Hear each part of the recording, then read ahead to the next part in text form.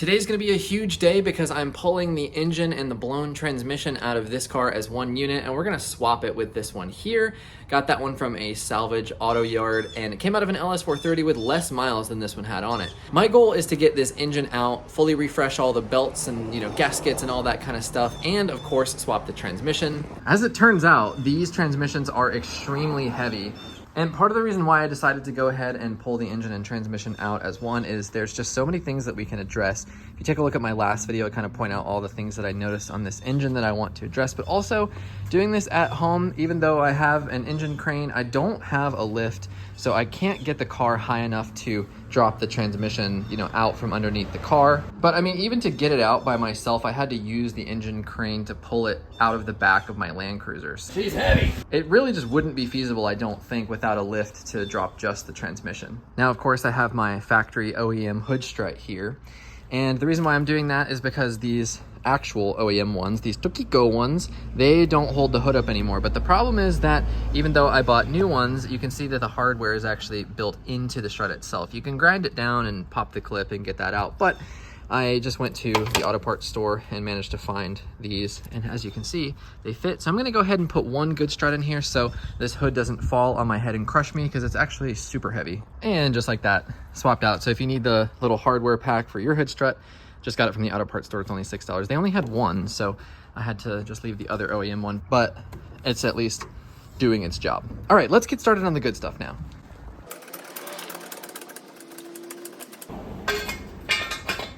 Okay, so now that we're up in the air, we need to just start disconnecting stuff. I mean, we can really begin wherever we want. Gonna have to pull off the cooling system, make a giant mess doing that. Then we'll just start disconnecting stuff, get the air box back out of the way. I think I'm going to open up the wiring harness in here and try to disconnect it, and we'll lay it across over the engine there. This right here is the fuel line, so we'll do our best to disconnect that and not destroy it in the process. And then the other big things is we need to go under the car. We're gonna have to see if we can disconnect the exhaust pipes. Hopefully, I'm not sure if we need to right there. We gotta probably get this middle shield out of the way. And then we'll need to disconnect the drive shaft from the guibo right there, that rubber thing. And then eventually we will unbolt the transmission crossmember right here from the chassis at some point. Other than the fact that it's now raining on me, I am pretty much ready to just start tearing stuff apart, so let's get to it. Get this battery off to start with, then a bunch of 10s for the airbox. This stupid MAF clip is so broken. There we go. Then our intake tube can come off. Oh, there's one more bolt. There we go. All right, let's go ahead and try to get this cooling system torn apart, make some progress here. I bought one of these things. It's like a big hose clamp expander for these big ones. Sometimes when you have these really big hose clamps, they're super difficult or hard to compress. And this tool makes such a big difference. It's like a big wire. So if you're interested, link in the description. Yep, beautifully. Comes right off. Go. Ah, I don't have a bucket. Didn't expect it to start pouring out that quickly, and it's green coolant, not pink like it should be for a Toyota. Okie dokie. Bucket is on, so let's try that again. Why does coolant have to go everywhere? And then the other rad hose. Bunch of connectors here for our electric cooling fans. So let's get those out of the way. Maybe. Ooh, that sounded like it just cracked. Why did they have to be so difficult? Oh, that clip is broken. No. Oh, actually, you know what? This is a junction box. The big one goes in here, and then these are just directly to the fan, so I don't even need to mess with these white ones. So I was looking at the expansion tank here, and I noticed there's like a little tube into this fan. I guess it's an air dam through the radiator into this. I think this is just like a electrical fuse box, so the fuse box is cooled. That's crazy. Oh man. The little plastic tube is out, and look at how much the radiator moves. I know obviously the hoses are also out, but I feel like maybe there's supposed to be some rubber in there that's shot. See if we can get the E-fan off. Yep, there are bolts on the bottom. You can see there's one right there. I'm sure there's one on the other side for that shroud. Turns out there's actually 3 bolts along the bottom. So are we loose now? Yes. There's a little L bracket over here getting caught up on this box. that didn't help. Oh, of course, the radiator itself. I wonder if these wobbly radiator brackets are sold as one unit. I guess we'll find out. They kind of seem like they are. There we go.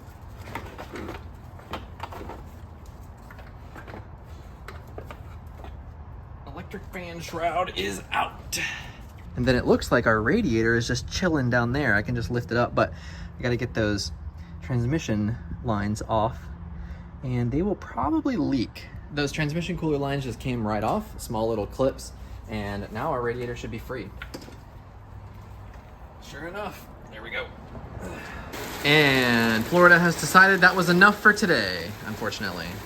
Still sprinkling a little bit, but we have enough reduction in the rain that we can keep going. So what we're gonna do now is get the power steering pump off. It feels so tight. I wonder what it's actually supposed to spin like. And then we'll pull the alternator off. The AC compressor needs to come off. All these things need to come out because they're gonna stay in the car.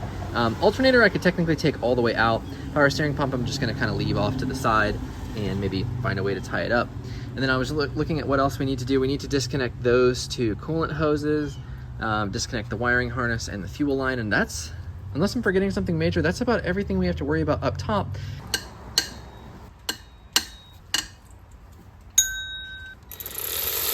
Funny enough, the power steering pump is loose, but these hoses are so old and firm and they're also bolted to a bracket that it'll just kind of live there, which is really all I need for now, honestly. Might be a problem when we come to pull the engine out, but that's a problem for future us. So let's go ahead and get this alternator off. That thing looks like absolute crap. What is Q033 something something? Bolts all around the alternator are so grimy and disgusting, it's crazy. Valve cover must be leaking right onto it. Now we're underneath the car in the grimy, disgusting danger zone here, and we need to get that harness, that plug off the alternator up there. Just this one right there, and it should be at 10 if I'm not mistaken. Gotta expose the little rubber cover, and then unbolt that. And then it looks like we have a ground strap. I can't actually tell if that's bolted to the alternator. I guess we'll find out in just a minute. Oh my God, look how grimy this all is. It's so crazy. Ew. Can't wait to fix all these oil leaks. Oh my gosh. So I got that bolt out and it turns out it's a 12. So either I'm remembering wrong or this alternator is different, but I'm fairly certain it was a 10. Maybe I'm just flat out wrong. All right. So our alternator should be free now except for one plug. Oh no, it broke. Just like it did on the LS430. Alternator is successfully out. Look at how disgusting and grimy this is.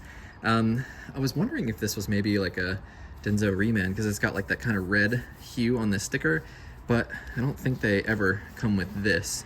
So it's some kind of something aftermarket, I think. So we'll have to replace it. I mean, this is just in terrible shape anyway. There's just not a good way to clean this. Unfortunately, I had to break the connector pretty bad to get it off, and hopefully that doesn't nullify the core. We'll see. All right, so getting this harness out doesn't look too bad. It comes in here, and then we just need to disconnect this one, which there's 3 different connectors it seems like. And then, oh, actually, no, 1, 2, 3, and then some of those other ones might be transmission control possibly. But either way, we gotta get all that undone and then get that harness laid over the top of the engine. Every single one is disconnected except this black one. The wires also go down underneath the bottom of the connector somehow. I don't get it. And after longer than I care to admit, this finally came up. I had to stick a little screwdriver down in there and kind of pry it up, and then this whole thing slides off. But you can see what I mean. It's like kind of a 2-prong connector. Not quite sure what the dealio is there, but now we just gotta slide this rubber grommet off, and then this whole thing should just lay over. Whoa. That came out violently. Turns out there was a clip at the bottom. I went ahead and just printed out the factory service manual for the various things you have to remove. But the FSM wants you to drop the whole, oh, look at that. This thing is disgusting. I already messed up my paper here. The FSM wants you to drop the whole subframe, which we're not gonna do, but there are some other key things that it's sharing that are just a good checklist item to have, so that'll be nice. What we're gonna do now is the coolant hoses from this kind of crossover bypass pipe. We're gonna remove that hose here, which is connected to power steering. Get the fuel line off, get the brake booster line off, and then we'll go underneath the car. I mentioned yesterday how cracked and ruined this brake booster hose is, but man, look at that. I mean, look at the imprint that the clamp left. That's crazy. A couple more. We got more coolant coming out. Oh no, it just broke. It broke that thing. No, that sucks. Dang, it just snapped the inside of that like coolant diverter valve, which I think is to do with the air conditioning system and the heater core. This is like on the Land Cruiser, there's the heater tees, but very similar. They're kind of over here to do with the same kind of coolant crossover system. But that's good to know, because if it's that brittle right now, that means we definitely needed to address that. So hopefully this one comes off a little bit easier. They're so hard to get off. Okay, and then this little one from the power steering pump. This car has banged my hands up so badly. Everything's so hard to get off, and then when it does, it slams against stuff. I guess this is what happens to rubber after 20 years in the Florida heat. So now, one more PS hose, and then the evap one. I don't remember if I showed this, just like our coolant bypass over there that broke. This broke off the other day too. What the hell? So looks like our evap is disconnected. Disconnect evap hose, there we go. So then we got ground straps and starter cable. So we actually already got one of the two ground straps undone yesterday. It's that one right there, and that just runs up and then it comes inside of this box here. So that grounds down. Then the other thing we need to do is get the starter cable, which I believe is this one here. It runs down and back to the back of the valley, which is where the starter is. So we should just be able to undo that bolt. We'll put the bolt back in, but let this cable kind of dangle, and then it will come with the engine, which means that there is one more ground strap somewhere over here. I'm not exactly sure where. And then it's AC compressor and fuel line, and then we should be good up top. Then our fuel line here needs a 19 and a 14. A little bit of fuel coming out. Let me get a rag. There we go. Oh, all right. Good. I can't find the other ground strap on this side, and I think it's somewhere down in here. I'll be able to get it kind of like maybe from right in there, but I need to take the tire off. Of course, though, they put the stupid security lugs on there. Thankfully, where did it go? Thankfully, they left it in the glove box, but these things are so awful. I'm afraid that I'll end up stripping this out. So here goes probably the riskiest thing we've done so far. I know this is dumb. I know. Woo! There we go. I'm never putting this back on. I actually can't find the ground strap on this side. I got all the way underneath there and I don't know where it is. So we're just gonna have to proceed, and we'll worry about that later, just kind of keeping in mind that once we start lifting, maybe it'll give us some more access, but we're not fully disconnected. But other than that, it's gonna be time to move down underneath the car, because this wants us to remove the oxygen sensors and all that kind of stuff, but we don't actually have to do that. All we need to do is, first of all, get that shield out of the way. But then if we come in here, you can see those little hex bolts. There's 3 of them on the exhaust, so we need to kind of get those off. Actually, we're not going to get the tips of those because that's the stud. We want the nut itself to come off. But there's 3 of them just in a triangle pattern, and then we get to leave the exhaust and the O2 sensors completely in place, if I'm not mistaken. All right, so I managed to get the 3 exhaust bolts out on this side and on the other side. One of them unfortunately came out with the stud, but once the engine is out, it shouldn't be too bad to get those kind of situated. Now, the thing is, I ended up having to use my impact. They're 14mm bolts. I had to use my big impact with the long extension. This side wasn't particularly difficult to come out, but those were all extremely difficult. Took tons of impacting, and then that stud broke off. So it's gonna be a challenge by hand. Definitely get you an impact. So the next series of challenges is gonna come on the transmission itself. I'm just using this one here since it's nice and convenient. This arm is accessible right behind this guibo, as you can see, and it looks like there's just one, maybe like 10 or 12mm nut that comes through, and that will release this arm. But we also have to contend with this coolant line, and there's also one right there. There's not that much space because the exhaust lives like right here. So I'm kind of concerned that I'll end up needing to cut that line to get it off. I don't know if I'm gonna be able to unscrew it from here. I'm afraid it's gonna end up twisting and breaking. So I need to double check. Last time I looked, those transmission lines were not available, even like Rock Auto, third party. So I'd hate to accidentally break that line and then not have a replacement readily available. And then there is that bolt on the end of the shift rod. So not too bad.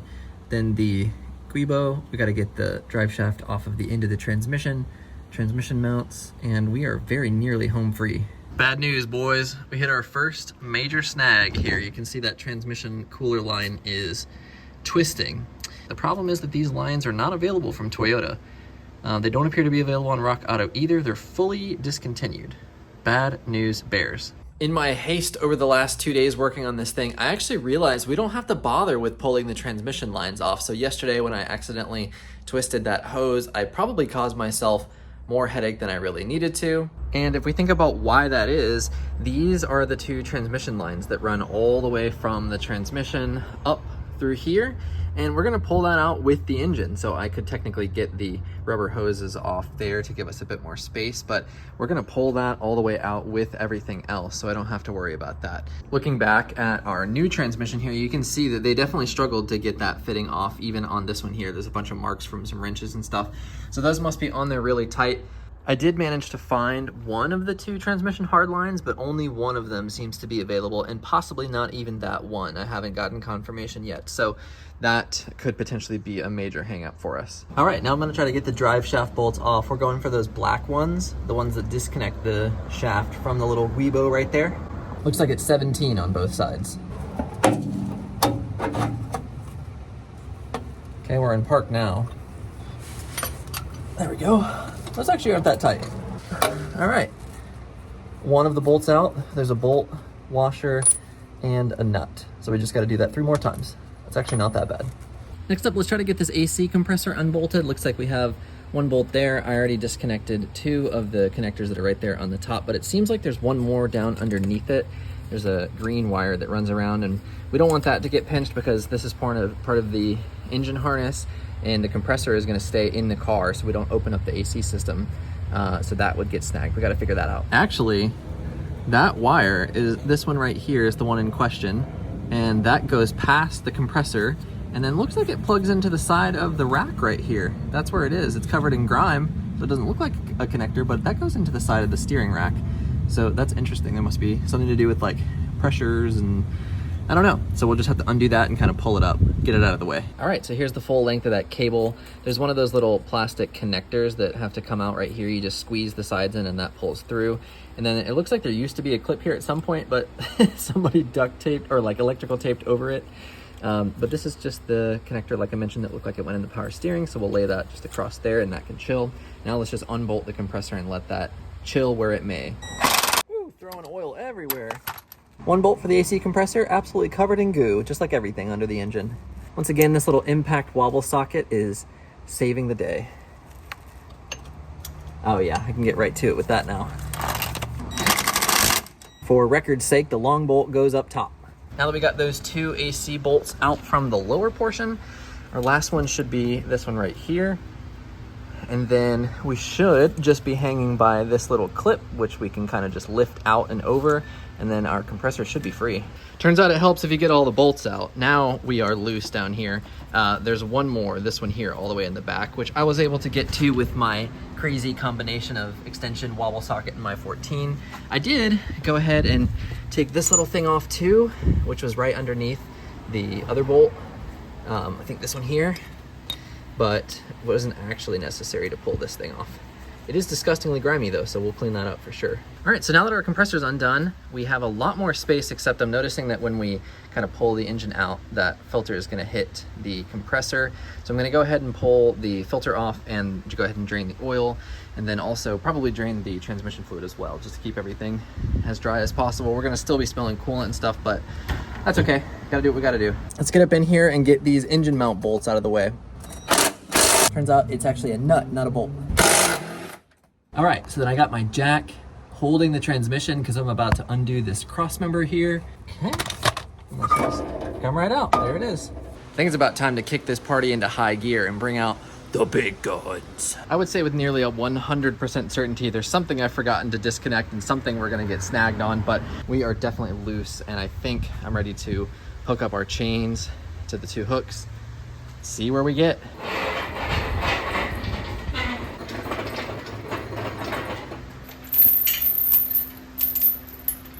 I have a feeling this is going to be too much slack in this chain.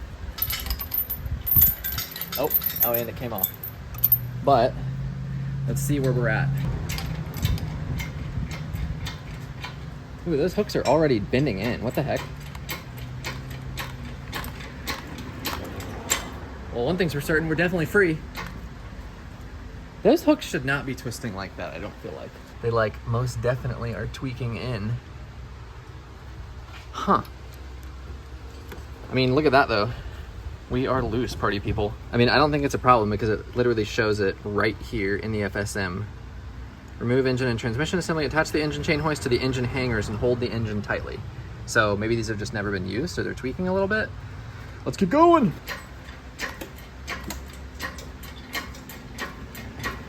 Spotted the first of many hangups. These hoses that come off the power steering pump are clipped into the side of the cover here on the cylinder head. So we got to get those out of the way, and then I'm not spying anything else at the moment. Seems like we're doing pretty good.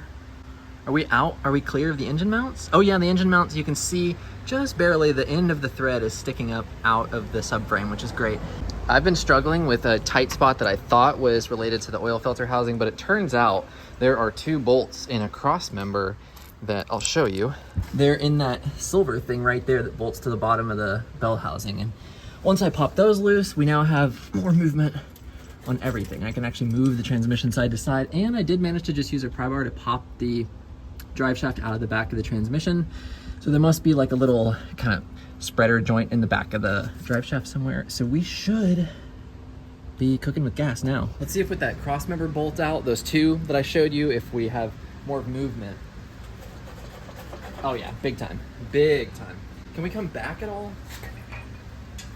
No. Remember these 2 bolts from earlier? Well, turns out you need to disconnect that whole hanger. It comes off the exhaust and it bolts to the back of the bell housing, but it blocks the transmission pan. And as soon as I loosen that, it seems like, I've said this a bunch of times now, but it seems like we got some good movement here.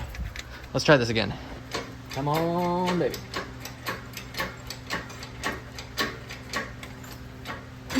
Oh yeah, there it is. That is what we needed.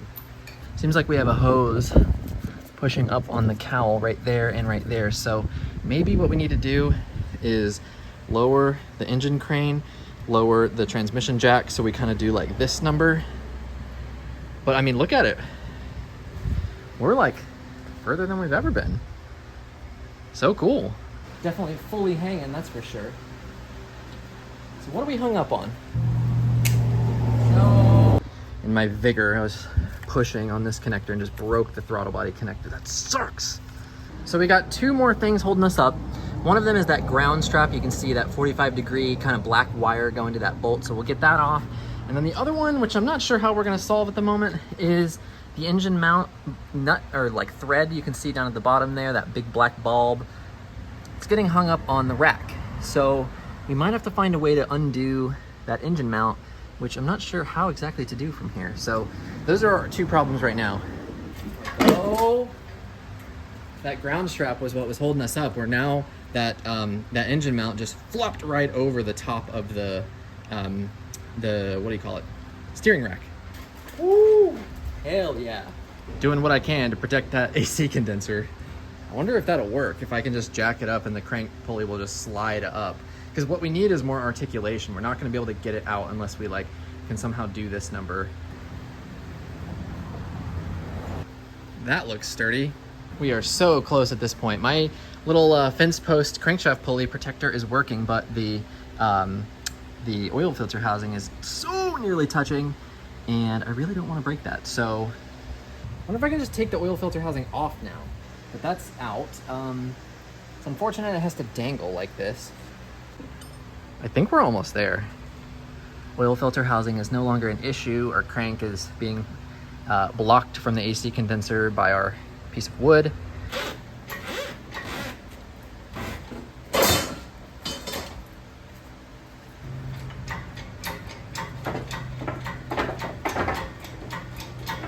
I did not use the load leveler, which now I really need something to bring this up. So I'm gonna just try a ratchet strap around the bottom of the transmission up to the chain. Hopefully we can just whoop. Well, that's not a problem I anticipated. Oh boy. We are close, but not close enough. I can't lower it down because then if I do that, once it comes out, it's gonna whoosh. So,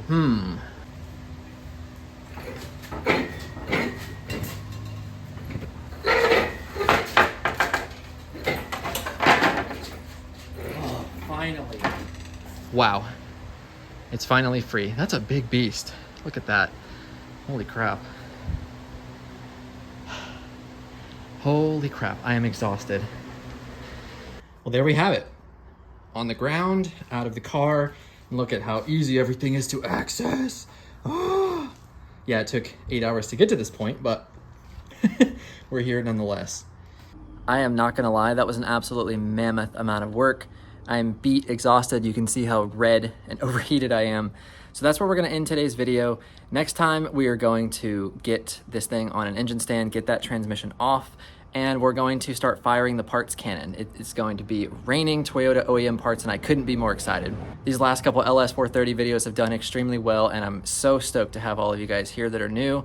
If you've made it this far and you're not already subscribed, please go ahead and do so. I really appreciate it. Thank you so much, and I'll see you in the next one.